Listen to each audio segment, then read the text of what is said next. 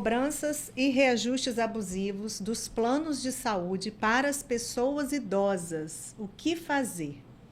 Olá, meu nome é Juliana Pimentel, sou advogada, especialista em direito previdenciário. Estou aqui para apresentar mais um episódio do canal As Irmãs do Previdenciário. No nosso canal, a gente trata de assuntos relacionados ao direito previdenciário e também assuntos relacionados às pessoas idosas. E hoje nós vamos tratar de um assunto bem bacana, que é relacionado a plano de saúde para as pessoas idosas. E para isso, a gente trouxe uma convidada muito especial, que é a doutora Ludmila Nunes. Mas antes de apresentá-la, eu gostaria de pedir para você já dar o like, já curtir, já compartilhar, enviar para as pessoas que possam ter interesse no assunto. Doutora Ludmila Nunes, seja muito bem-vinda, obrigada pela participação e se sinta bem à vontade aqui no nosso canal para poder falar de um assunto que você domina muito e é especialista, né? Inclusive, advogada especialista em direito médico. Bem-vinda. Muito obrigada, Juliana. Agradeço o convite. É uma honra participar aqui com vocês, porque é necessário trazer informação, né? Esse canal de vocês é muito, muito, muito importante para todo mundo, porque informação tem que ser acessível e vocês conseguem trazer essa pegada, né, de informação acessível para todo o povo, para todo o público idoso, para quem quer informação. Obrigada, fico feliz por isso, porque de fato, quando a gente pensou em criar esse canal, né, Mariana e eu, foi justamente para isso, né, para dar informação para a população em geral, para o público, porque a forma de se comunicar precisa ser clara, né, e correta também, porque tem tanta informação também na internet que é duvidosa, né? Então, aqui a gente busca trazer convidados que realmente são especialistas, que dominam o assunto. Queria já deixar aqui um abraço carinhoso e um beijo da Mariana, né, que é minha irmã, minha sócia, as Irmãs do Previdenciário. Não pôde estar presente hoje por um motivo de acidente, né? Ela teve um problema no pé, enfim, se acidentou e deixou um beijo para você, tá bom, Lud? Vocês obrigada. Que têm uma amizade aí antiga, né? Verdade. Isso mesmo, bom demais. Então, entrando aqui no assunto sobre cobrança e reajustes abusivos dos planos de saúde, né? Do plano de saúde em geral, assim, para as pessoas idosas, queria que você falasse para a gente, assim, como que a pessoa idosa pode identificar que existe um reajuste abusivo no plano de saúde dela, né, uma cobrança abusiva, porque a gente escuta muito no nosso dia a dia da advocacia previdenciária lá no escritório, que a gente atende muitas pessoas idosas, e eles acabam falando de outros assuntos também que não sejam só uma aposentadoria, um benefício do INSS. Então, eles falam para a gente, trazem nos atendimentos, por isso até é o motivo pelo qual nós te convidamos aqui, sobre a questão de reajuste. E eles apresentam, meu plano de saúde aumentou muito, não estou conseguindo pagar. E aí, como que essa pessoa idosa consegue identificar? Realmente, esse reajuste aqui está abusivo. Doutora Ludmila, por favor, responda para a gente. Então, isso é muito peculiar. Sabe por quê? Porque, às vezes, realmente acontece o reajuste, anualmente, né? Acontecem os reajustes dos planos. Mas as pessoas, elas se ligam ao que elas veem no noticiário. Porque, por vezes, aparece assim, a ANS aprova reajuste do plano em tantos %. Aí fala assim, mas caramba, o meu plano foi superior a isso. O meu plano do ano passado para esse ano, o reajuste foi superior a isso. Só que a gente precisa se atentar a um ponto, Juliana. O que diz como será o reajuste do plano é o contrato celebrado. Aquele reajuste, aquela notícia de que o plano de saúde vai ter 8%, 6, 7, 8% de aumento, ele se refere a uma certa categoria de plano, que é aquele plano de saúde que a pessoa faz diretamente com a empresa, com a prestadora de serviço do plano. Ela vai lá e assina o contrato dela diretamente com o plano. Nesse tipo de contrato, se aplica o reajuste que aparece no noticiário. Mas se o plano dela, por exemplo, for a minha entidade de classe, o meu sindicato, foi quem celebrou o contrato e eu fui lá e assinei junto com o sindicato para aderir ao plano, ou a empresa que eu trabalho celebrou um contrato com o plano e eu aderi, é outra modalidade de plano. Ou então, sou funcionário de uma empresa pública, como Correios, por exemplo, como Banco do Brasil, se aplica outro tipo de reajuste de plano. O que estabelece como a definição do reajuste a ser aplicado? O contrato celebrado e a análise dos cálculos. Porque, por muitas vezes, ainda por cima, no contrato ele diz, o reajuste vai ser anual, mas quando você vai olhar lá na fatura mesmo, é feito de outra forma, o cálculo é feito de outra forma, e a pessoa realmente tem um aumento maior do que aquele que está estabelecido e do que realmente deveria esperar, entendeu? Uhum. Então, para identificar um reajuste abusivo, né, o consumidor, no caso, deve ter a ajuda de um advogado, obviamente, para analisar Sim. o contrato e os cálculos apresentados desse reajuste, né? Exatamente. Ok. E, assim, existe um limite para os reajustes dos planos de saúde para as pessoas idosas? Tem alguma legislação que protege esse reajuste excessivo, que não pode ter? Como que funciona isso? Na verdade, depende do tipo de reajuste previsto no contrato. Hoje, a legislação ela prevê o reajuste que é por faixa etária, aquela de 0 a 18, de 19 a 20, a 29, esse tipo de reajuste. Ou então, tem uma previsibilidade de reajuste anual, que é uma vez ao ano, que tem que estar previsto no contrato, e qual é o índice a ser aplicado. E, além disso, tem o reajuste por sinistralidade, ou seja, é aquela análise se o valor que a pessoa paga condiz com o prejuízo ou não do plano de saúde. Se equivale. Não sei se eu consigo me fazer entender. Sim. Porque existem 3 tipos de reajuste que podem ser aplicados. Mas vou te dar um caso prático, por exemplo. Uhum. Seu João recebeu lá um reajuste de 15% no plano de saúde dele. É possível? Esses 15% pode ser considerado uma cláusula abusiva? Ou tem um limite de 5%, 8%? Não tem. Porque depende do contrato. Mas se for um reajuste de 50%, por exemplo, pode ser discutido uma abusividade de cláusula? Sim, a partir do momento em que você analisa ano a ano. Como é que foi no decorrer desse contrato? Como que foi, como que ele se operou no decorrer daquele tempo em que a pessoa fez o contrato? Porque um reajuste, por exemplo, de 50% em um ano seria realmente abusivo. Abusivo, né? Normalmente, eles reajustam com qual percentual, doutora Ludmila, os planos de saúde? Hoje é usado como parâmetro o índice da ANS. Usado como parâmetro, mas não é o mesmo. E esse índice corresponde a quantos por cento? O do ano de 2024 foi em torno de 8,61%. O último. 8,61%. 8,61%. Foi geral esse reajuste, né? O índice previsto na ANS. Mas é como eu falei, depende do contrato. E a senhora...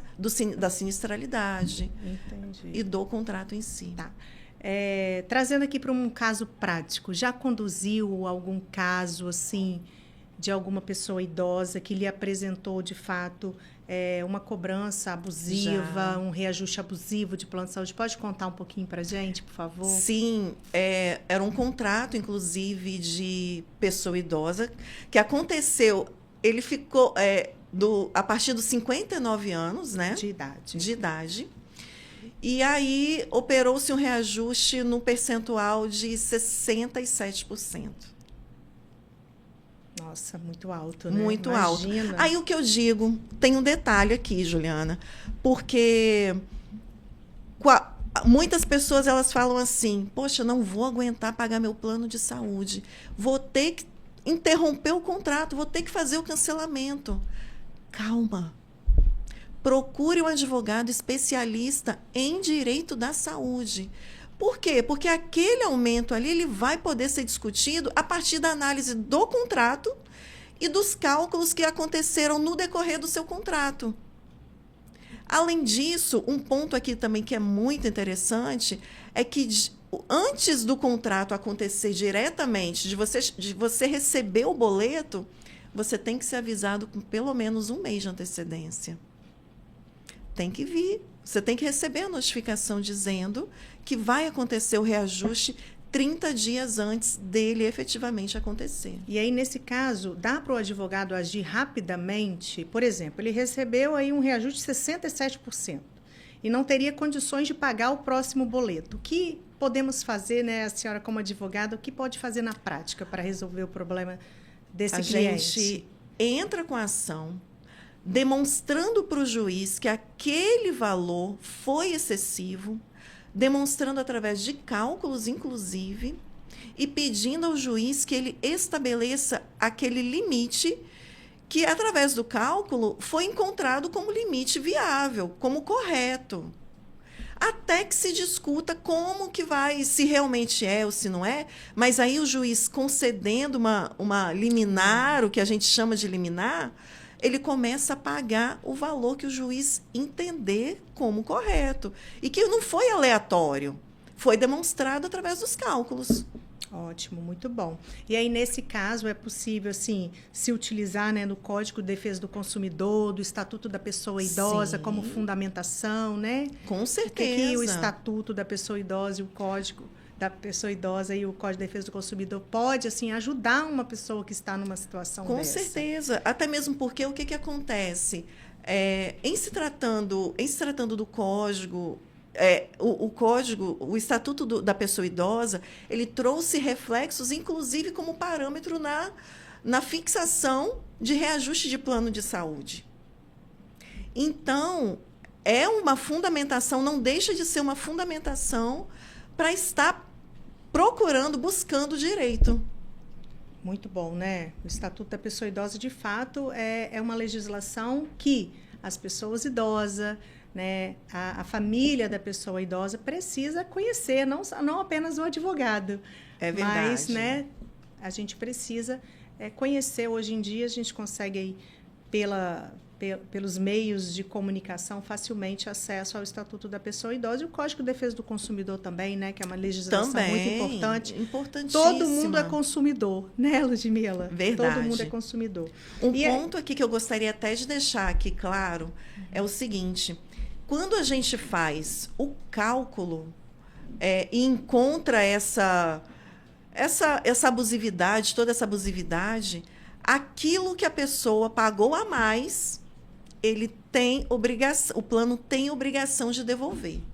Isso numa ação judicial, Na ação né? judicial. Muitas pessoas também nos perguntam assim: devo procurar, né, o órgão de defesa do consumidor ou devo procurar diretamente o judiciário, né, através de um advogado, obviamente, tanto para o órgão de defesa do consumidor quanto o judiciário é sempre indicado que tenha um profissional Sim. especialista, porque não é uma matéria, né, fácil de se conduzir, né?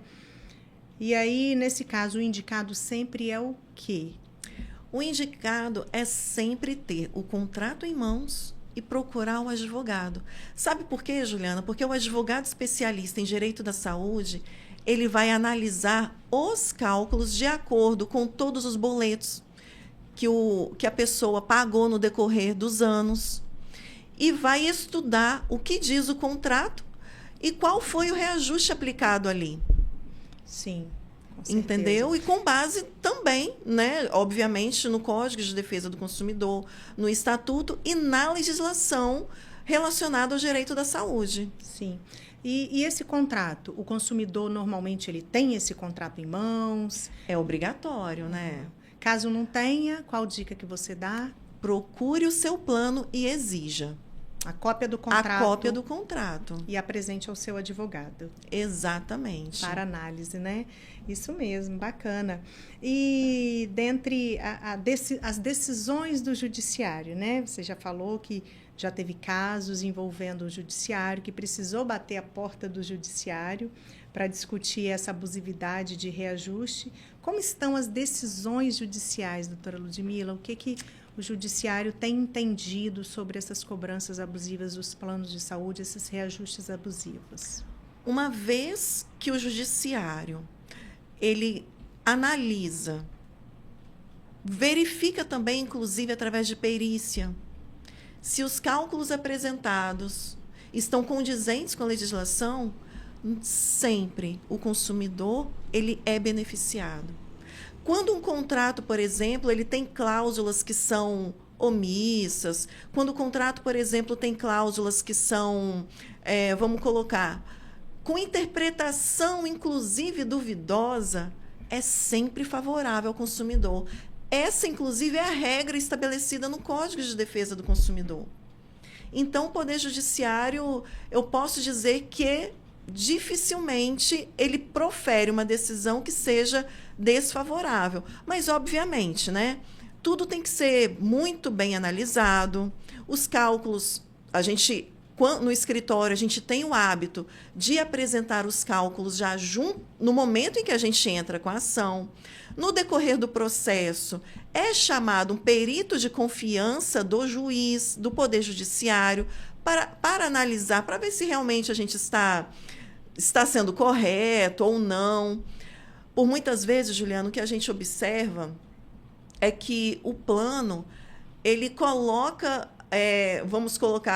fala assim, cálculos atuariais. Seria a diferença entre o custo que o plano de saúde teve e o que ele recebeu do beneficiário, do usuário do plano, né? E esses cálculos nunca são apresentados, não se chega a um denominador comum. Ele apenas joga lá e vai que cola. Na maioria das vezes cola. O fato é esse. E a partir do momento em que você apresenta que aqueles cálculos não foram apresentados, que simplesmente houve uma soma no decorrer desses anos que ele vem pagando, só somatizando, né, prejuízo, que o consumidor só está somatizando o prejuízo, o judiciário é favorável, sim, ao consumidor. Favorável. E nesses casos, doutora Ludmila, a senhora disse que é possível pedir uma restituição dos valores pagos a maior, vamos colocar, né? Sim. E é possível também pedir uma indenização por dano moral? O que o judiciário tem decidido sobre isso? Existe alguma jurisprudência, alguma decisão consolidada sobre? Quanto às decisões relacionadas a danos morais, a jurisprudência ela não é pacífica. Depende do entendimento do juiz. Por quê? Porque ele pagou? Sim, pagou. Havia relativamente uma previsão contratual, ok, mas tem juiz que entende que não haveria indenização por dano moral, entende isso? Sim, cada caso é um caso. Cada caso é um. Cada caso é um caso.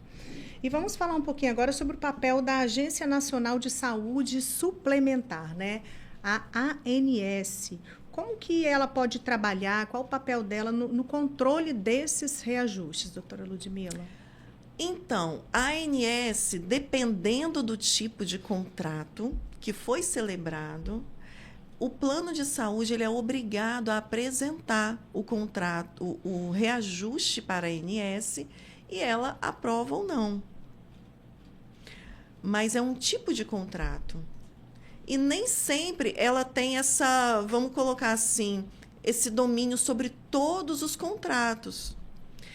Olhando assim com uma visão de cima, vamos colocar assim, né? Olhando por uma visão superior, ela deveria ter esse dever de fiscalizar. O dever de fiscalizar a ANS tem.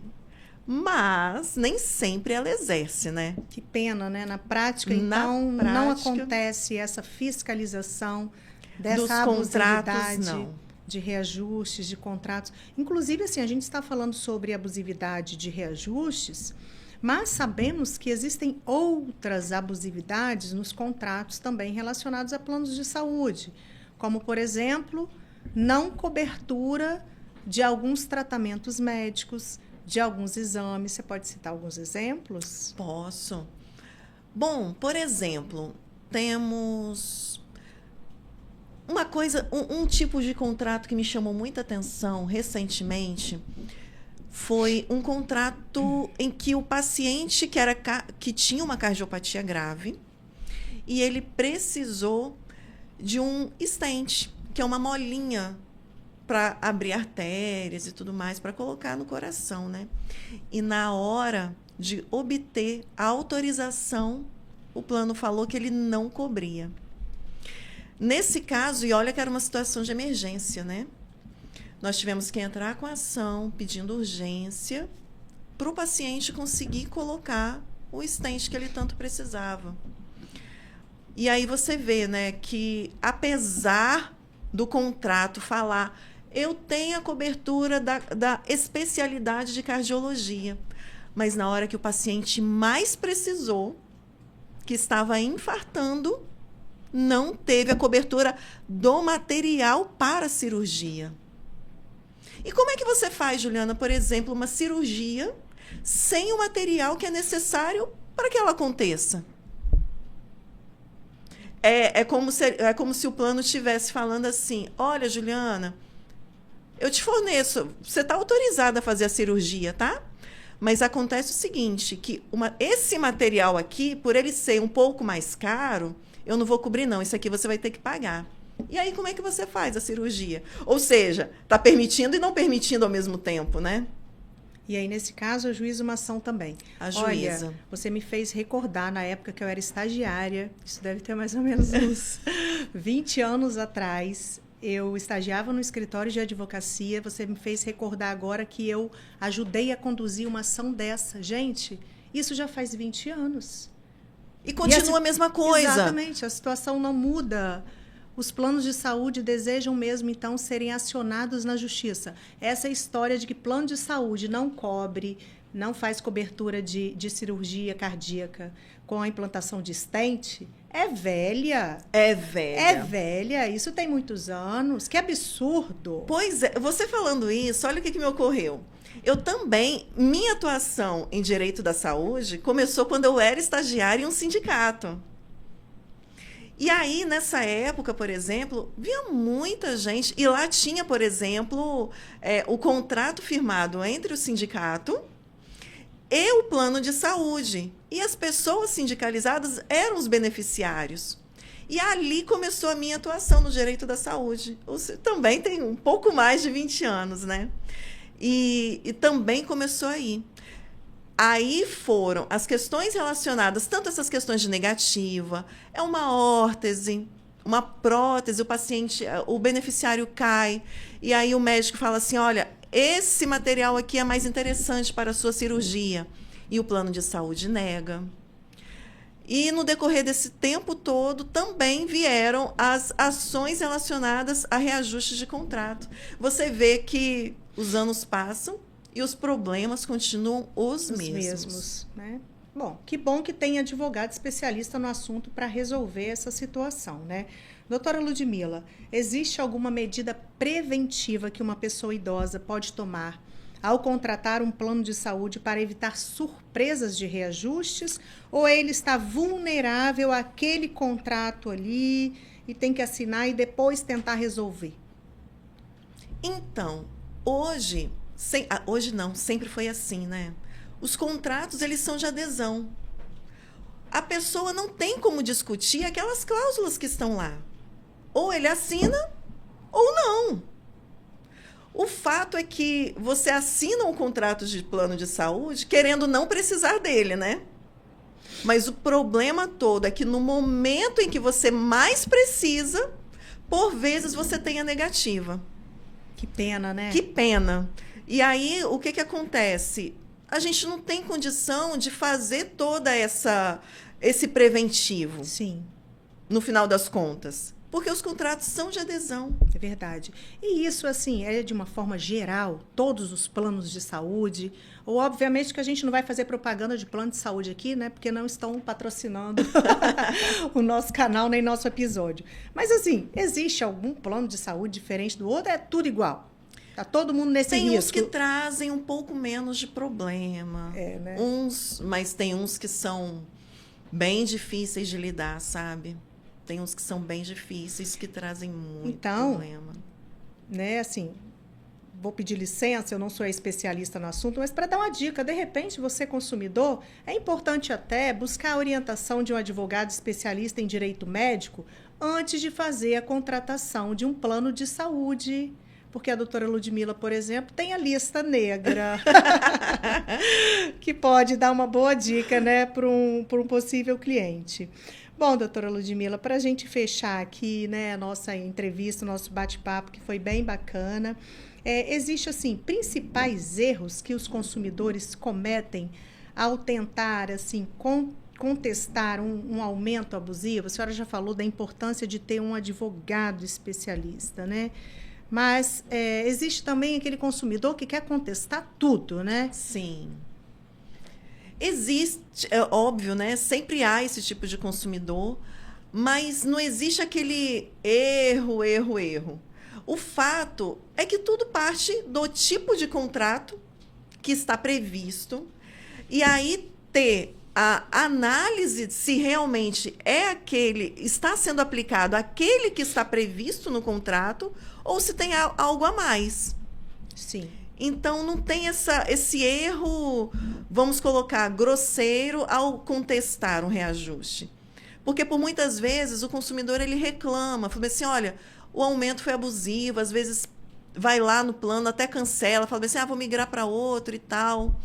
Mas antes, a orientação antes até de fazer essa migração, veja se não é possível entrar com a ação, porque tem as questões, você já está habituado àqueles médicos, tem ainda aquela questão da afinidade, né? De repente o prejuízo vai ser maior se trocar. Então, a dica ouro para, né, os queridos e as queridas que estão aqui nos assistindo, doutora Ludmila, qual é? Pode ir. A dica ouro é, ao contratar o plano, procure um advogado.